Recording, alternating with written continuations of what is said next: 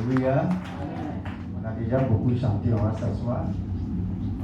Que le nom de Dieu soit béni. Et bonne fête à tous. Amen. Bonne fête à tous.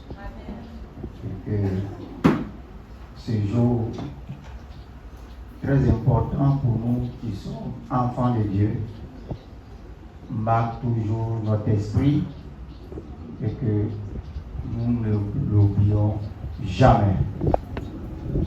Pour ce matin, tu vas baisser les yeux et baisser la tête. Tu vas prier pour ton cœur. Tu vas demander au Seigneur de t'accorder. Tu vas lui donner ton cœur au fait. Tu vas dire, Seigneur, voici mon cœur, viens à moi. Personnellement, il vient siéger dans mon cœur. Prions au nom de Jésus-Christ. Viens à moi, Seigneur, viens siéger dans mon cœur. Viens prendre la place. Viens, je vais te recevoir. Ne perds pas le temps, viens dans mon cœur. La place est pour toi. Viens t'asseoir sur le trône de mon cœur. C'est ta place de choix. Viens. Je laisse mon cœur. Quand ta parole viendra à moi, qu'elle trouve la place dans mon cœur. Béni sois-tu, Seigneur. Merci pour ton aide au nom de Jésus-Christ. Amen. Amen. Que la gloire revienne au Seigneur. Nous allons prendre nos Bibles dans 1 Corinthiens chapitre 5, à partir du verset 7.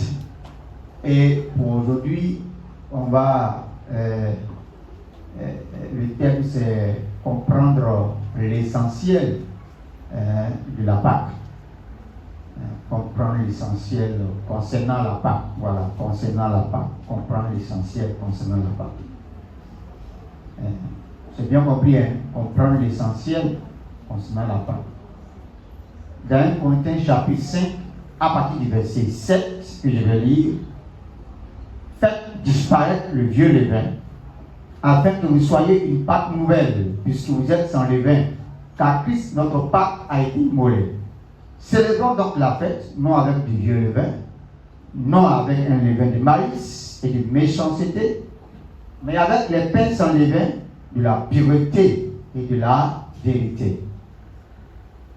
Ici, c'est le Seigneur, par l'intermédiaire de Paul, qui est en train d'apporter un message très important à un groupe de frères qui ont mis de côté les exigences de la parole de Dieu pour se conformer à des vies vraiment qui ne sont même pas édifiantes et des vies qui n'ont même pas leur place dans la chrétienté.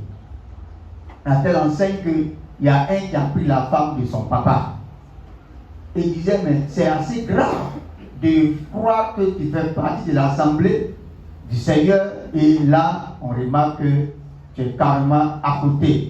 Et dans l'exhortation qu'il donnait, il disait de faire disparaître le vieux levain.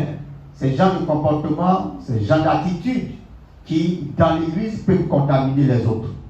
Et donc le Seigneur a voulu que ces genres de choses-là soient réprimées, ces genres de choses-là ne soient pas négligées, afin que ça ne contamine pas la vie de ceux qui sont là.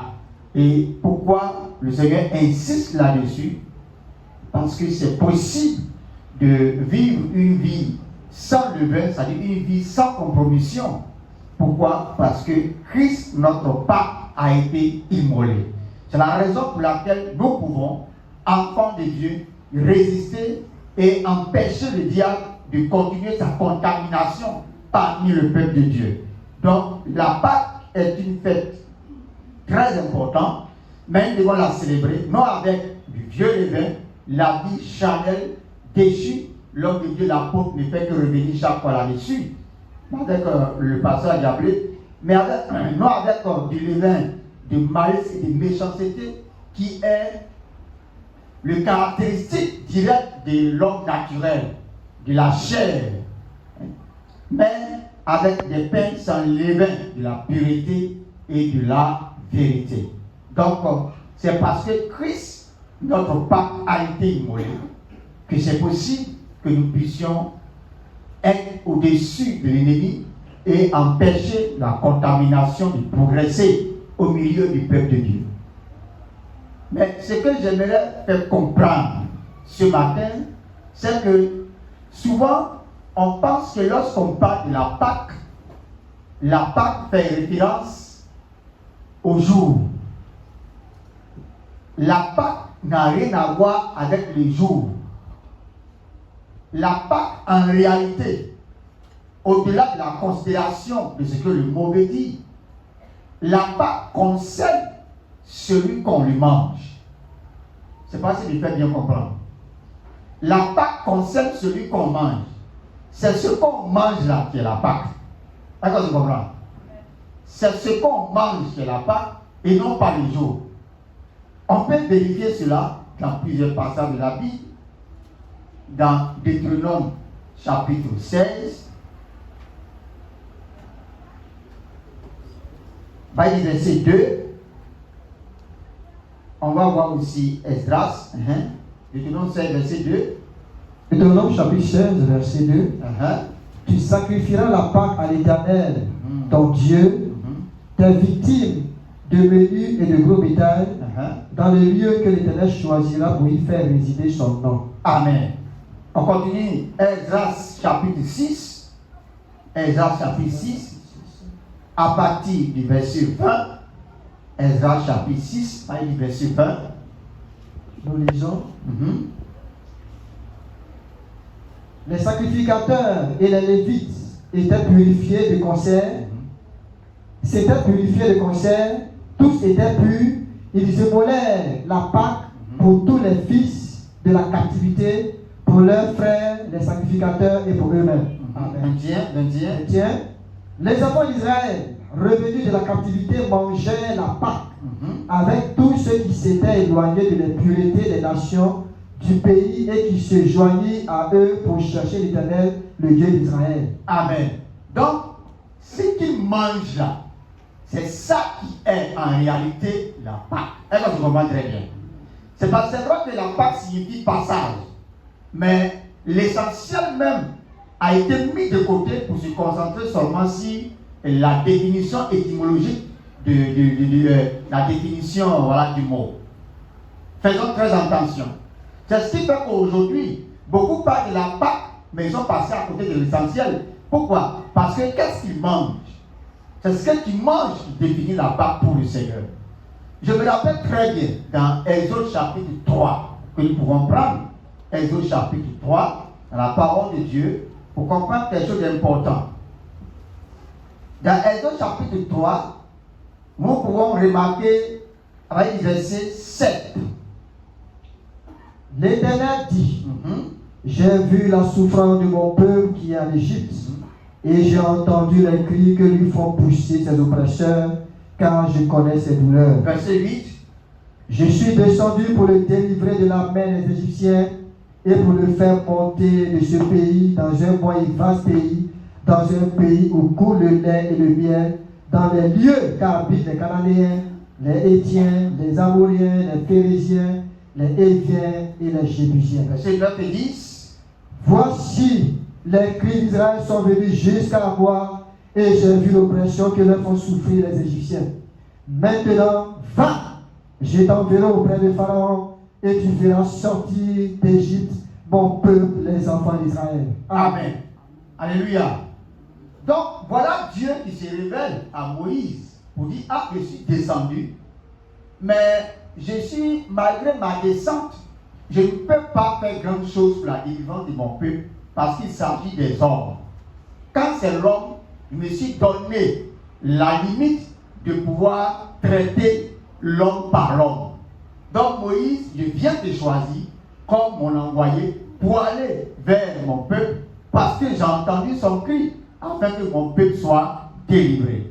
Et quand Moïse, après plusieurs questions, a obéi au Seigneur, il allait trouver ses frères, il a trouvé aussi Pharaon. La Bible dit qu'il y a eu vraiment beaucoup de miracles qui ont été faits dans le but de pouvoir fléchir Pharaon pour laisser partir le peuple.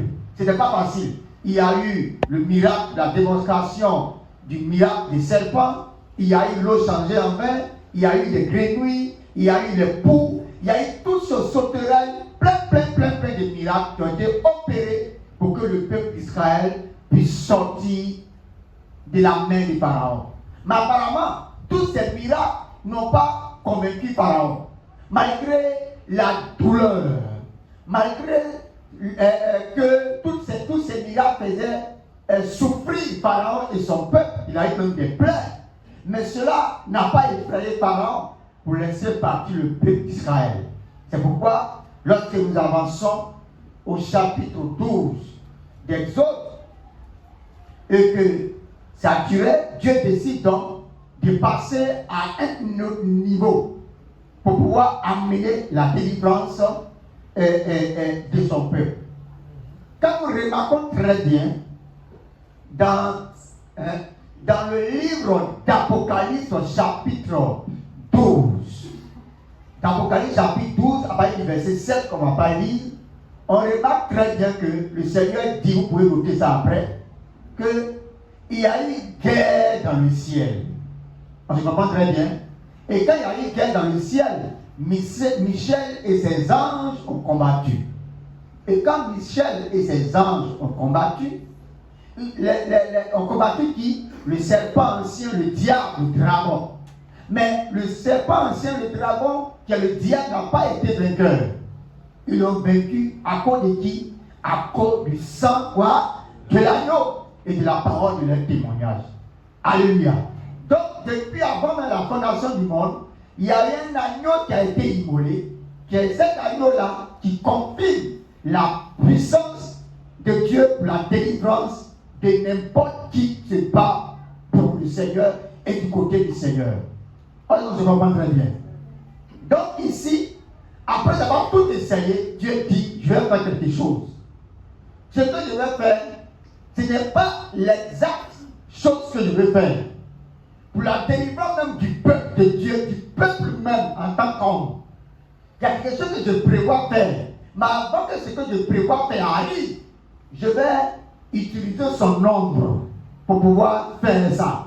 Mais je suis sûr que son nombre là, c'est vrai que ça n'est pas parfait, mais ça va finir par quand même laisser des traces de ma délivrance au milieu des hommes. C'est pourquoi le chapitre 12 d'Exode, le Seigneur dit, à partir du verset 1, nous lisons. L'Éternel dit à Moïse et à Aaron dans le pays d'Égypte, ce mois-ci sera pour vous le premier des mois. Il sera pour vous le premier des mois de l'année. Parlez-en à toute l'assemblée d'Israël et dites, le 10e jour de ce mois, on prendra un agneau pour chaque famille, un agneau pour chaque maison. Si la maison est trop peu nombreuse pour un agneau, on le prendra avec son plus proche voisin, selon le nombre de personnes. Vous compterez pour cet agneau d'après ce que chacun peut manger. Ce sera un agneau sans défaut, mâle, âgé d'1 an.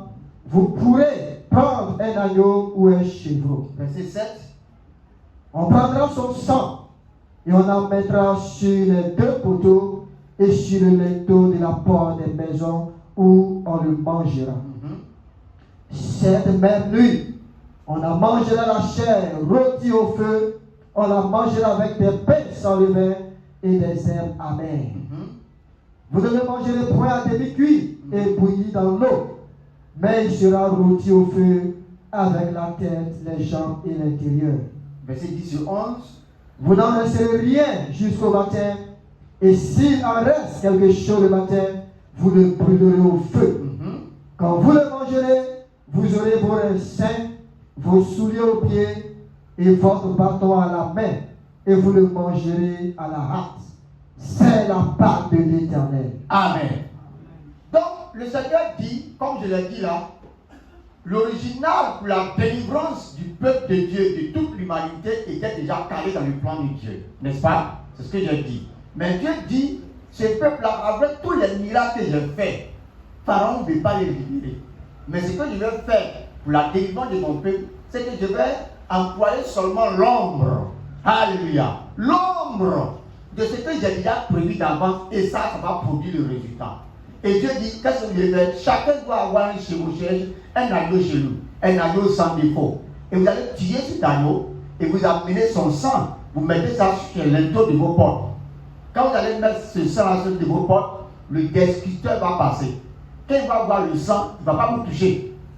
Et quand après ça, vous n'allez pas enlever les parties, vous allez braiser, vous n'allez pas faire découper. Vous prenez l'entier, vous déposez ça au feu. Ça cuit très bien. Et quand ça cuit, chaque famille s'assoit. Et on vient, on dépose ça au milieu de la famille. Mais on ne mange pas ça avec le temps. On mange ça pressé, avec son bagage au dos, son bâton à la main pour aller. On ne mange pas ça pour s'asseoir. Vous avez compris? On dit oui, on a compris. Donc quand c'est déposé sur le plateau comme ça dépend de ta position. Si par hasard tu t'es positionné vers le cuir de l'agneau, c'est là que tu vas manger. Si tu es positionné vers la tête, c'est tête là que tu vas manger. Tu es positionné vers la cuisse, c'est la cuisse là, vers la cuisse que tu vas manger. Moi j'étais positionné vers la cuisse quoi. Alléluia. Donc quand ça vient déposer comme ça, boum, on ne met pas la main comme ça partout. Chacun mange ce qui est devant lui. Alléluia. Dieu a fait ça de manière prophétique. Donc on mangeait. Donc ce qu'ils étaient en train de manger là, c'est ça qui était le symbolisme même de la Pâque. C'est ça qui était la Pâque. C'est pour ça qu'on parle, on mange la Pâque. Dans la Bible, quand tu lis beaucoup, on mangeait la Pâque, ils ont mangé la Pâque. C'est l'animal là qui est le symbolisme même de la Pâque. Donc tout dépend. Donc qu'est-ce que je veux dire par là? Je veux dire par là que tout ce qu'ils ont fait, tout ce que le Seigneur a déployé comme puissance n'a pas pu libérer Israël. Il a fallu que Dieu passe par là. L'immolation de l'agneau sans défaut, son sang sur le linteau, et c'est ça qui a fléchi les genoux des pharaons. Alléluia. J'aimerais dire à quelqu'un, je continue, ça c'est juste une parenthèse. Peut-être que tu as fait des migrants pour dire, je ne comprends même pas même là. Si il n'y a même pas bon miracle, le meilleur miracle de Dieu, c'est la transformation de quelqu'un par la parole de Dieu. C'est ça qui est le plus difficile. C'est le plus grand de tous les miracles. Sinon, miracle, les gens l'ont fait. Mais là, c'est le miracle, là, ça a effrayé Pharaon. C'est pour ça que les gens font beaucoup de problèmes de miracles aujourd'hui. Miracles de temps. Et quand on voit les mains pousser, les pieds pousser, dès que les mains pieds pousser, là, c'est là que ça a couru bien pour le péché. Oui, ça ne fait pas Satan. Ça met les gens dans les émotions, quoi. Mais ce qui effraie Satan, c'est quand l'agneau est immolé. Alléluia. Quand l'agneau est immolé, il n'a pas le choix que de laisser partir le peuple de Dieu. Donc, Dieu a seulement montré l'ombre. Et voici les effets de l'ombre. Effectivement, par la grâce de Dieu, Israël a été libéré de la main du Pharaon. Et ils sont partis. Mais ils ont oublié qu'on ne mange pas la Pâque pour s'asseoir. Quand tu manges la Pâque, tu entames une nouvelle orientation de vie avec le Seigneur. Est-ce que tu comprends très bien? On ne mange pas la Pâque pour demeurer toujours là, esclave du Pharaon. Mais on mange la Pâque pour sa liberté des mains du Pharaon. C'est pourquoi je parlais de manger quoi on mange aujourd'hui. C'est quoi on mange aujourd'hui et puis on s'empare Christ comme notre Pâque. Hein? Il n'y a personne qui mange de cet agneau, qui mange de Christ réel, sans passer par la liberté. Et donc, quand on mange la Pâque, on ne la mange pas pour s'asseoir là où on est. On la mange debout, prêt pour entamer une nouvelle orientation de vie. Et dès qu'ils ont fini de manger et qu'ils ont été libérés, ils étaient contents. Mais ils n'ont pas mangé ça seul. Hein. Il y a des gens qui ont regardé il y avait, à cette époque, peut-être il y avait Paolo dedans, il y avait Annie dedans, je ne sais pas comment ils sont retrouvés là-bas. Mais ils ont regardé Israël faire, puis ils ont suivi les miracles. Voilà. Donc eux aussi, quand Israël est venu à faire agneau immolé là, eux aussi ils ont immolé agneau là aussi. Ils ont pris ça là aussi pour mettre devant leur maison. Ils ont mangé tel que Moïse a dit. Et quand Israël aussi est sorti d'Égypte, eux sont sortis d'Égypte aussi avec Israël. Est-ce qu'on comprend? Mais j'ai dit ça pour expliquer la nouvelle orientation de vie. Or, ces gens qui ont suivi Israël, c'était pas juste pour aller retrouver la liberté, pour vivre encore, pour notre comment, mais c'est une nouvelle orientation où nous avons décidé d'aller passer toute notre vie dans l'adoration de notre Dieu. Eux ont pensé que c'est juste la liberté pour être libre. Donc, dès qu'il y a eu la liberté et qu'ils sont allés un peu devant, Pharaon s'est endurci et les a poursuivis encore. Et quand Pharaon les a poursuivis, les mêmes personnes qui ont chanté cantique là, hein? Parce qu'ils ont été libérés, ils ont fait des sacrifices, parce que vraiment Dieu est puissant. Au chapitre 14 d'Exode, ils ont commencé à se plaindre du verset 12 à 15. Voilà, verset 12 à 15. Ils ont commencé à se plaindre. Ils ont dit, mais Moïse, verset 11 même, ils ont dit au verset 11. Exode 14, à partir du verset 11. Et il dit à Moïse, n'y avait-il pas de sépulcres en Égypte, sans qu'il fût besoin de nous mener et mourir au désert? Que nous as-tu fait en nous faisant sortir d'Égypte? N'est-ce pas là ce que nous te disions en Égypte? Laisse-nous servir les Égyptiens, car nous avons mieux servi les Égyptiens que de mourir au désert. Amen. Des personnes qui ont vu la puissance de Dieu, des personnes qui ont été témoins de la grâce de Dieu dans leur vie, juste après un pas, ils ont commencé déjà à se décourager. Parce qu'ils entendent le bruit de l'arrivée de Pharaon. Le même Dieu qui a vous arrivé de la même forme ne peut pas aussi vous libérer de la main de Pharaon. Ils ont commencé à dire non, ils préfèrent étudier en Égypte que ce que Moïse a fait n'est pas bien, ce que Dieu a fait n'est pas bien. Vous voyez un peu. Donc on remarque là beaucoup de failles dans leur vie, le manque de foi, le manque de conscience, beaucoup de choses, la peur qui devait être traitée avant de pouvoir s'engager dans quoi que ce soit. Regardez, l'homme de Dieu, la Bible, c'est moi qui l'ai lu dans Exode chapitre 3. Lorsque je parlais, je disais que le Seigneur s'est révélé à Moïse, n'est-ce pas? Et il a dit à Moïse, je t'envoie vers mon peuple pour que tu ailles les libérer. En les libérant, ils vont être conduits dans un pays où coule le lait et le miel, un pays que j'ai choisi pour eux. Amen. C'est ce que Dieu a dit, n'est-ce pas? Et on remarque ici, au chapitre 14, qu'un appel va être libéré, en allant, Pharaon les attaque, ils ont eu peur. Ils ont commencé à trembler. Ils ont commencé à même murmurer. C'est comme si Dieu même est puissant, il n'a rien fait devant eux. Et le Seigneur a dit, pourquoi c'est écrit? Dis-le que c'est clair. Les Égyptiens qui voient, on peut les voir. Et le Seigneur a opéré encore là une grande délivrance. Je vais entrer maintenant dans une simple explication de tout ce que je viens de citer. J'ai touché plusieurs paramètres, mais qu'est-ce que j'aimerais expliquer par là? J'aimerais expliquer par là, premièrement, que lorsqu'on parle de la Pâque, ça dépend de ce que tu manges. Ça fait un. De deux, lorsqu'on mange la Pâque, on ne la mange pas pour s'asseoir. On mange la Pâque pour aller. Pour aller où? Dans une nouvelle orientation de vie. Et dans cette nouvelle orientation de vie, il y a plusieurs étapes. La première étape, c'est l'étape du dépouillement. Alléluia.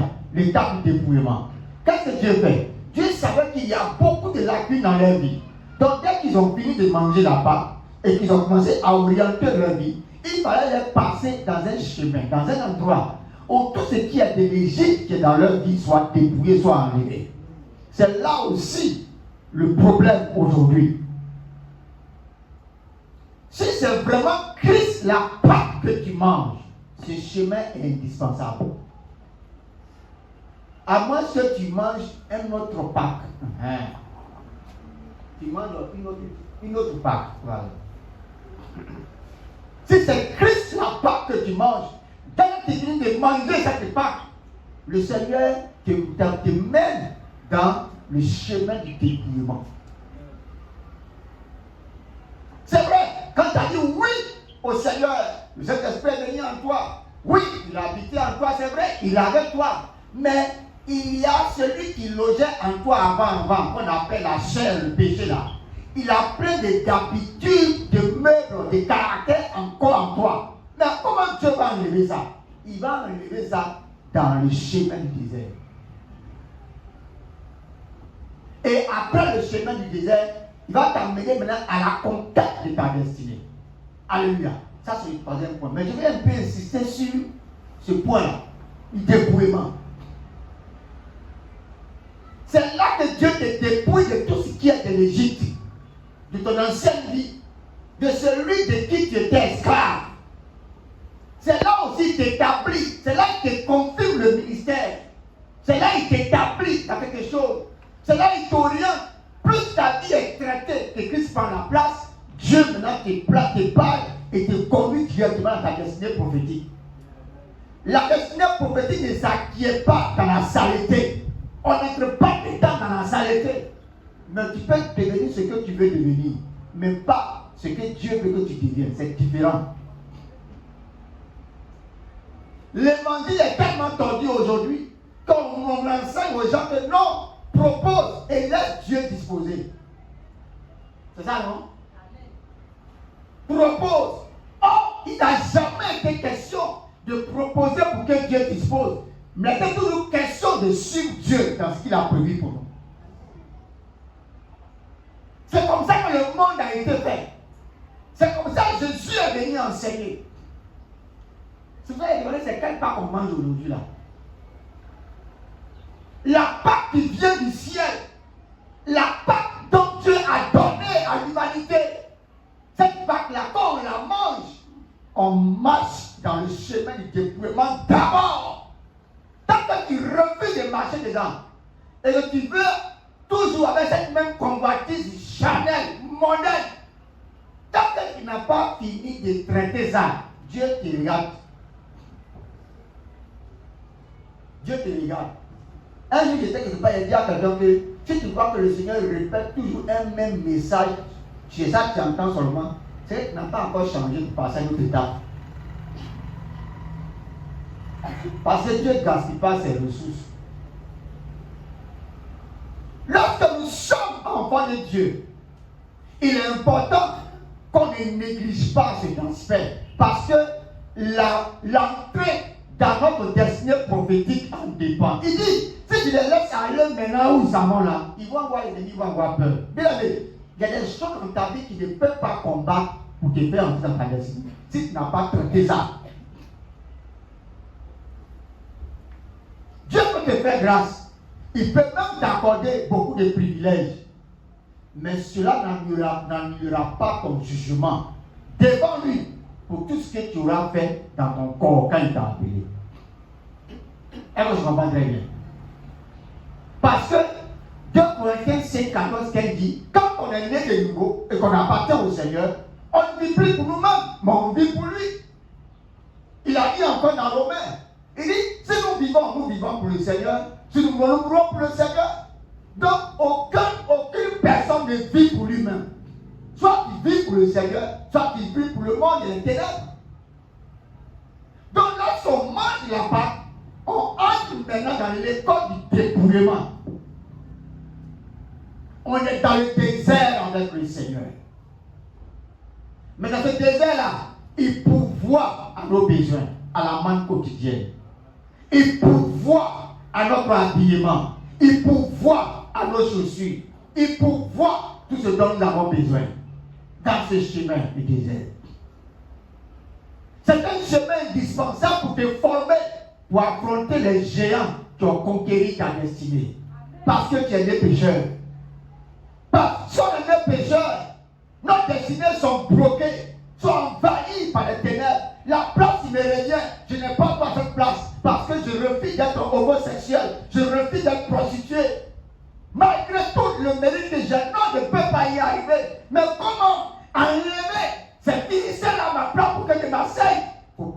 le chemin du dépouillement. Nos prières aujourd'hui ne sont plus efficaces. Non, on n'a même plus de force. On dit des mendiants.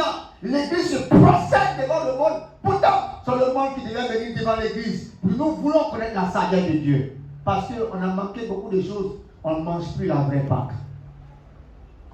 On mange n'importe quoi. Et on pense que c'est la Pâque. Christ est notre Pâque. Quand on le mange à la hâte pour aller conquérir notre territoire. Mais pour arriver là, on passe par le chemin du dépouillement. Il ne faut pas te plaindre. Il ne faut pas regarder que c'est Dieu qui a fait. C'est moi, mais ce n'est pas qu'est-ce qu'il a fait à Dieu. Non. Dieu a tout prévu pour toi. Tout dépend de toi. Tout dépend de toi. Il a tout prévu pour toi. C'est à toi de te soumettre à son traitement. C'est à toi de te soumettre. Il Seigneur, je suis prêt à aller là où tu veux que j'aille. Et quand tu vois l'ennemi, le même Dieu qui t'a délivré de la main des loups et des lions peut encore te délivrer de Goliath. Pourquoi tu as peur? Pourquoi tu as peur? Celui qui mange la Pâque de l'Éternel, celui qui mange Christ comme sa Pâque, il mange debout. Il ne s'assoit pas et il se met en rang pour aller dans le lieu du dépouillement dans le désert afin d'aller conquérir son territoire de destinée. L'évangile n'est plus prêché comme ça, tant que les gens sont des peureux. Dès qu'ils ont petit, souffrant bête, non, Dieu même là, ici, depuis rien ne va dans ma vie, j'ai pris rien de ma vie, non, moi c'est seulement il a quitté l'église. C'est quel Pâque tu as mangé, puis rien ne va dans ta vie. Ce n'est pas Dieu, le problème c'est toi. L'instabilité. Tu fais partie de ces ramassis des gens. Tu as mangé aussi. Voilà. Ils ont mangé aussi l'agneau immolé. Ils ont pris ça là aussi pour mettre sur l'intro. Mais eux, ils avaient leur ambition personnelle de ramasser des gens. Ils sont nombreux aujourd'hui, c'est ramasser des gens. Ils ne sont pas de nous. Ils ne sont pas du peuple de Dieu. Parce que les démons les tourmentent. Parce que les sorciers les tourmentent dans leur famille. Ils cherchent des repères, mais ils n'aiment pas Dieu. Ils cherchent des repères. On dit, à l'église, il y a un pasteur qui avait essayé de prier pour toi là. Les démons n'ont pas cœur. Ah bon? Passez. Passez. Mais il n'est pas Dieu. Il n'est pas du peuple de Dieu. C'est un sorcier. Et ils sont nombreux comme ça, c'est ramasser des gens. Et souvent, c'est eux qui infectent le peuple de Dieu. Et ce sont ceux-là qui amènent le peuple de Dieu à se révolter contre Dieu dans le lieu du dépouillement. Prends Dieu voulait qui dépend de lui. Avant, tu dépends de tes propres forces. Tu étais tellement en assurance. Dieu dit après de dire, il n'y a plus ça. C'est moi maintenant. Tu vas dépendre de la main. Il se plaignait, c'est quoi ça? La main de lui, c'est quoi ça? C'est quoi ça? C'est quoi ça? Se plaignent seulement, ils se plaignent. Tout le matin, ils se plaignent. Ils étaient dans un lieu. Quand ils ont quitté, ils ont traversé la mer, ils sont arrivés dans un lieu où il y avait 12 sources d'eau. Il y a combien de sources d'eau là? Ils ont bu l'eau là, ils étaient contents. Et puis Dieu dit, bon, passez là. 15-27. Les autres 15-27.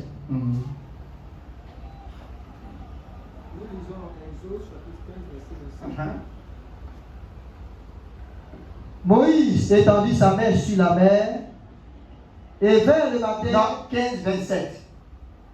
Pardon. Ils arrivaient à Élim, où il y avait 12 sources d'eau et 70 paniers. Ils campaient là, près de l'eau. Ah! Amen. Quand tu lis 16 là, 16 verset 2.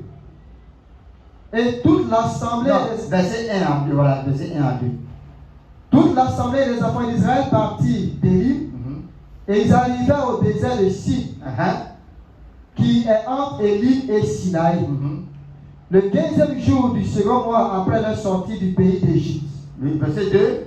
Et toute l'assemblée des enfants d'Israël murmura dans le désert comme Moïse et Aaron. Verset 3. Les enfants d'Israël leur dirent, que ne sommes-nous morts par la main de l'Éternel dans le pays d'Égypte, quand nous étions assis près des pots de viande, quand nous mangions du pain à satiété, car vous nous avez menés dans ce désert pour faire mourir de faim toute cette multitude. Vous voyez des trucs comme ça. Quand au moins j'étais où il y avait 12 sources d'eau, il y avait combien de palmiers? Un palmier, 70 palmiers, il n'y avait pas de problème. Je ne sais pas s'il y avait parlé dedans, il y a un ami pour faire bandit, mais il y a ils étaient là, il n'y avait pas de problème. Hein? Mais dès qu'il y a eu petite soif net, ils ont commencé à se plaindre de Dieu. Je pense se plaindre de Dieu. Et ils sont nombreux comme ça. Bien aimé, si tu refuses le chemin du traitement, tu n'arriveras pas à conquérir ta destinée. Jamais. Jamais. Parce que ta destinée là, tu es né pécheur, c'est occupé par les Phérésiens, les Jébusiens, les Philistins. Peut-être que c'est là-bas Goliath qui a fait son campement.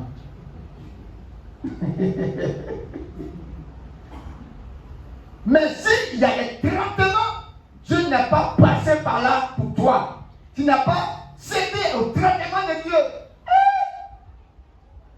Quand tu vas voir, après que tu vas fuir, tu vas changer de destination. C'est pas du tout facile. Pas facile. On ne rentre pas comme ça dans sa destinée prophétique. Même Jésus, le Fils de Dieu, celui en qui il a mis toute son affection, pour qu'il lui donne le nom au-dessus de tous les noms, il s'est humilié lui-même jusqu'à la mort de la croix. Jusqu'à la mort de la croix. En ce jour de résurrection de notre Seigneur Jésus-Christ, j'aimerais dire, bien aimé, oui, notre Seigneur est mort pour nos péchés. Il est ressuscité pour que nous puissions avoir la vie qu'il nous faut pour marcher dans le chemin qu'il nous faut afin de posséder nos destinées prophétiques. Parce que lorsqu'il nous sauve, il y a une chose que nous devons comprendre, c'est Éphésiens 2, non? Éphésiens 2, verset 10.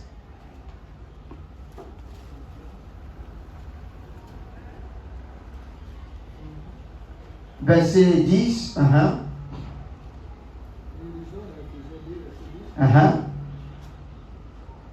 Car nous sommes son ouvrage, ayant été créés en Jésus-Christ pour de bonnes œuvres que Dieu a préparées d'avance afin que nous les pratiquions. Amen.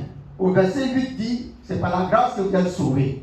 Par le moyen de la foi, je ne parle de vous, c'est un don de Dieu, n'est-ce pas? Ce n'est point par les œuvres que personne ne se glorifie. Car, c'est-à-dire la raison, c'est que, tu es l'ouvrage de Dieu. Quand il t'a sauvé là, tu es devenu son ouvrage. Mais il t'a créé en Jésus-Christ pour des bonnes œuvres qu'il a préparées d'avance. Pour que toi, tu viennes entrer dedans. Donc, quand on est sauvé là, le pas que Dieu entend de nous, quand on mange la Pâque, c'est d'entrer dans ce que Dieu a prévu d'avance pour nous. Alléluia. D'entrer là-dedans. Quand on mange la Pâque. Afin de conquérir nos destinées. C'est très important. Et pour terminer cette affaire de résurrection de Jésus-Christ, allons dans Jean pour comprendre des choses et nous allons prier par rapport à ça. C'est vrai, Jésus est ressuscité. Mais il est ressuscité pour que dans Jean 20, sa vie soit une vie en nous. Il est ressuscité pour qu'il ne soit pas seulement en Israël au pays d'Égypte, mais que sa vie soit partout à la fois. C'est pour ça qu'il est ressuscité. Il est ressuscité pour être cette source d'eau qui coule partout et donc tout enfant de Dieu peut être planté là pour porter du bon fruit. Alléluia. Amen. Mais il y a quelque chose qui est passé. C'est qu'on oublie aujourd'hui que Jésus est ressuscité pour qu'on puisse le voir et marcher avec lui. On sait beaucoup Jésus ressuscité, mais est-ce qu'on l'a vu? On va pas lire, vous pouvez lire tout le texte de Jean 20 après, jusqu'au verset 18. Après, vous pouvez lire ça. On remarque que après que Joseph d'Arimathée et l'autre frère sont allés chercher le corps de Jésus pour le mettre dans le tombeau, ça considère avec la Pâque. On dit comme c'est comme ça, ce qu'on va faire, on va laisser, et quand après la Pâque, on va venir maintenant pour embaumer le corps pour ne pas que le corps pourrisse vite. Or, ils ont oublié la révélation que le corps de Jésus ne connaîtra jamais la pourriture. C'est pourquoi, le jour qu'on devait le tuer, Marie de Magdala a eu la révélation, elle a cassé son parfum sur lui. Donc le parfum que Marie de Magdala a cassé sur Jésus a servi à la sépulture avant qu'elle ne revienne encore. Donc quand elle est venue, ils sont venus ensemble, Marie de Magdala a remarqué que Jésus n'est pas là. Et ils ont couru pour aller vers Simon-Pierre quand ils ont vu le tombeau ouvert. Pierre vient avec les gens. Ils sont entrés comme ça, ils ont fait comme ça. Et ils ont vu que le linge seulement était là. Quand ils ont fait, ils se sont retrouvés souhaits, ils ont couru pour partir. Ce qui m'a plu, c'est l'attitude de Marie de Magdala. Alléluia. Au verset, on dit, cependant, Marie se tenait dehors près du sépulcre et pleurait. Alléluia. Et ils sont venus juste en spectateur pour constater. Tu vois, mais Marie soupirait dans son cœur toujours la présence de son Seigneur et de son Sauveur. Bien, c'est vrai que Jésus est ressuscité. Mais tu vas expérimenter cette résurrection en fonction de ton soupir pour lui. Elle soupirait, elle voulait revivre avec son Seigneur. Pourtant, les pierres, elles ont mis leur tête et puis ils sont partis. Dans ce soupir, les anges sont venus la fortifier. Pour dire, Jésus là, il n'est pas ici. Il ne faut pas chercher parmi les morts celui qui est vivant. Il est ressuscité, il est parti. La Bible dit qu'elle a regardé les anges là, sans même les connaître. Elle dit, moi je vais voir mon Seigneur. Alléluia. Je vais voir mon Seigneur. Et Jésus est obligé de venir se révéler à cette dernière. Elle a été la première évangéliste de la résurrection de Jésus-Christ. Qu'est-ce qu'il veut faire sortir par là? Je suis en train de révéler que c'est qui, quand tu as assis depuis on te parle d'évangélisation, ça te dit rien. Tu n'as pas encore vu Jésus. Si tu vois Jésus, ce n'est pas l'homme qui a parlé. Je me souviens des années passées où la santé me permettait. Parce que j'ai vu Jésus un jour et j'ai coulé des larmes. Et après cela, le Seigneur a commencé à m'engager à parcourir la Côte d'Ivoire pour apporter prêcher l'évangile.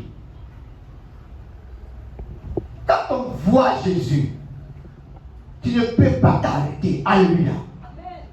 Et quand la femme samaritaine a vu Jésus, qu'est-ce qui est passé? Elle a fait tomber sa cruche, n'est-ce pas? Elle est partie pour aller annoncer Jésus. La résurrection de Jésus-Christ, ce n'est pas juste pour raconter une histoire. La résurrection de Jésus, c'est juste pour qu'on puisse le voir et confirmer sa résurrection dans les nations. Les gens ne croient même plus. Les gens ne croient même plus. Mais comment amener le monde à voir et croire? Il faut que nous voyons nous-mêmes en tant qu'enfants de Dieu, Jésus. On peut le voir si tu le désires, tu soupires. Mais les gens qui le cherchent juste un peu. Dès qu'ils remarquent linge net, pour eux ça suffit. Pour eux ça suffit. Il a dit linge, ils ont pu le filer. Et il y a plein de leurs collègues pasteurs qui sont comme ça. Ils n'ont jamais vu, ils ont vu linge là seulement et c'est juste un danger. Maintenant aussi qu'ils s'arrêtent au niveau des anges. Parce qu'il a dit ange là, c'est fini. Moi, ange, j'ai un gros ange, est venu me voir. Ange là, il sait ce que l'ange m'a dit. C'est devenu ministère comme ça, hein, parce qu'il a dit ange. Et ils sont nombreux qu'on les écoute. Alléluia. Juste pour dire que non, Jésus est ressuscité pour toi et moi. voit dans nos vies? Pourquoi on est content qu'on le voit? Pourquoi on le voit? Il n'est pas ressuscité juste pour que son histoire prenne fin. Mais pourquoi on le voit? C'est pourquoi, quand il est ressuscité, il est venu. Et ce qui m'a fait mal, quand Marie de Magdalene a dit là, après Jésus est venu se révéler à ses disciples. Le jour est arrivé, Thomas n'était pas là. Thomas n'était pas là. Thomas qui allait où? Il n'était pas là. Et c'est là, ce jour-là, Jésus a prié pour ses disciples. Il a soufflé l'esprit sur eux. Thomas n'était pas là. C'est après Thomas est venu. On dit là, Jésus est passé ici. Il dit encore, si je n'ai pas vu comment je ne crois pas. Et puis Jésus est venu. Mais ce qui m'a fait mal, c'est qu'il a raté le rendez-vous. Il est allé. C'est tellement il était allé dire, on dit Jésus a ressuscité, on n'a pas vu zombie 9. Là, qui dit zombie 1. Il n'est pas mort pour que ça soit juste des femmes à la montée. Mais il est mort pour qu'on puisse le voir. Il est ressuscité pour qu'on puisse le voir. On puisse le voir. Thomas était allé, c'est pas où il est parti. Il a raté ce jour-là, la prière et le souffle de l'esprit. Il a raté ce jour-là. Et il a donné, Jésus lui a dit, parce que tu as vu, tu crois. Dès que Pierre dit, Jésus est parti, moi il allait pêcher. Il était premier à suivre Jésus. Vous n'avez pas bien lu. Il était premier à suivre Jésus. Et à suivre Pierre pendant la pêche plutôt. Premier. On dit Pierre et puis on met tout à côté. Celui qui a suivi Pierre premier pendant la pêche. Que Dieu nous aide. C'est des petits conseils pour que ça nous aide à comprendre que, premièrement, la Pâque, c'est ce qu'on mange, ce n'est pas le jour. Ce que tu manges chaque jour, c'est ça qui définit la Pâque de l'Éternel. Tu manges quoi? Quelle est ta nourriture préférée? Je dis, je suis le pain. Je suis le vrai pain. Je suis l'agneau. L'agneau de Dieu qui a été immolé. C'est moi Jésus. Non, c'est lui qu'on va manger. Et non pas des nourritures frélatées. C'est lui qu'on va manger. On dit, tu écoutes même les messages sur les réseaux sociaux, ton cœur même te fait mal. Et la mauvaise nourriture qui coûte très cher. Coûte très cher. Il y a un frère qui était quelque part dans une maison inachevée. Un petit point. Il a prié pour une dame. 180 millions. Le Seigneur a débloqué ça. Dès qu'elle a dit non, si c'est débloqué, parce qu'elle t'a envoyé, elle a dit. Dès qu'elle a sorti net, elle dit, non, ça c'est un petit parcelle, 18 millions. Ça là, je ne peux pas donner à le grand église là. Et au moins là, ils vont prier et ça. Il dit, oh oui, vous parlez de tomber comme ça, à plat. Alléluia. Parce que les gens pensent que la Pâque de l'Éternel se mange comme ça. Plein de ramassés aujourd'hui nous ont suivi là-dedans. Mais les ramassés, on les reconnaît par leurs fruits. Ils se plaignent. Et souvent, ils donnent conseil à des gens. Ils disent, passage Diablé, puis mais souvent, cherchons ailleurs. Hein? Cherchons ailleurs. Ce sont des ramassés des gens. Mais sache que si tu as mangé la Pâque qui est Christ, c'est pour une nouvelle orientation de vie. Première chose, c'est pour aller te dépouiller pour que tu puisses conquérir ta destinée prophétique. Je n'ai pas touché côté destinée prophétique, mais c'est là que je vais parler ce matin. Pour que tu puisses aller conquérir ta destinée, c'est là le lieu du dépouillement. Mais c'est lui qui t'envoie, c'est lui qui te dirige là-bas. Tu vois les gens qui sont là, ils ne prient pas, ils regardent, l'homme de Dieu le puissant. Il ne prie pas une bonne offrande, puis ça va donner l'argent. Viens prier pour moi, parce que quand tu pries, il voit un feu pour que tu sois mon Père spirituel et plein de son mis sur des jours étrangers. C'est Dieu qui dirige ses enfants. C'est Dieu qui doit te parler. Non pas parce que toi tu désires un type d'homme, mais parce que lui, il sait ce qui est bien pour toi. En tant qu'homme de Dieu, ce n'est pas toutes les brebis qui sont pour nous. Moi, il y a des brebis qui peuvent discipliner. Il y a des gens, ils sont forts dans le taureau. Il y en a, c'est quoi encore? Bouc. Voilà. Si tu veux prendre trop long que taureau vient, tu as géré les enfants. On dit quand tu vas à l'abattoir là, quand tu as payé le bœuf, tu dis bon, pour faire sortir, on paye 5 000. Tu as dit non, c'est trop cher, tout prix ça. Il a payé 5 000. Non, donc quand ils font, quand ils ne payent pas là, ils ne savent pas comment ils font, ils ont leur code. Ici, tu as sorti ton bœuf, tu as mis au moins 4 heures de temps, puis les comptes sont bien piqués. Parce qu'il y a beaucoup de bœufs, quand ils font, les bœufs commencent à tout mélanger. Tant que tu as fait la différence. Mais quand ils viennent prendre bœuf là, la route est dégagée, soit tu dis, mais comment ils font? C'est leur travail. C'est leur travail. Il ne faut pas aller aussi te mettre sur quelqu'un dont il n'est pas l'apprécié. Elle reprend très bien. Il va te créer tous les problèmes.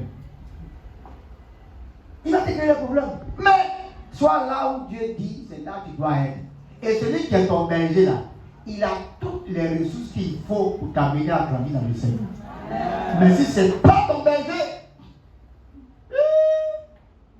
il va tout faire, il ne peut pas t'arranger. Il ne peut pas. Il ne peut pas t'arranger. Que le Seigneur nous aide. Amen. À comprendre que tous ces conseils étaient un peu larges, mais c'est important pour nous en tant qu'enfants de Dieu. C'est un nouveau jour pour nous. C'est une nouvelle année pour nous. Cela veut dire qu'on vient d'entrer dans une nouvelle phase de notre vie. On doit donc laisser Dieu nous diriger et nous conduire dans le dépouillement. Parce que chaque fois qu'on est dépouillé, on gagne plus de force face à l'adversité qui occupe notre destinée prophétique. Et spirituellement. Quand le spirituel est réglé, visiblement c'est facile à faire. Donc que Dieu nous accorde sa grâce. Mangeons la Pâque. Et c'est Christ qui est cette Pâque. C'est lui cette Pâque. Mangeons-la. Sans réserve. Mais on ne la mange pas assis. Alléluia. On la mange debout. On a hâte pour aller entrer dans le chemin qui trace pour nous. Aussi, je viens ressusciter pour qu'on puisse le voir. Si tu l'as vu, tu vas te lever pour aller informer les autres. Donc tu dois aussi prier pour dire, Seigneur, je veux te voir. Aide-moi à te rencontrer. Aide-moi à te saisir. Je ressuscité, je veux te voir. Et tu vas voir que ta vie ne sera plus jamais la même. Parce qu'on ne voit pas Jésus pour être toujours la même chose. Moi aussi. Il n'est pas ta priorité parce qu'il ne l'a pas encore vu. Mais si tu l'as vu, il va être au premier plan de toute ta vie. C'est possible de le voir parce qu'il est ressuscité.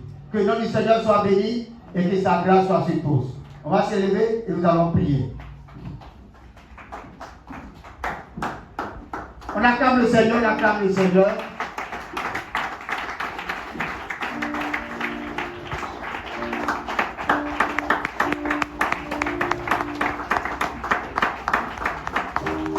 Tu vas prier pour toi-même.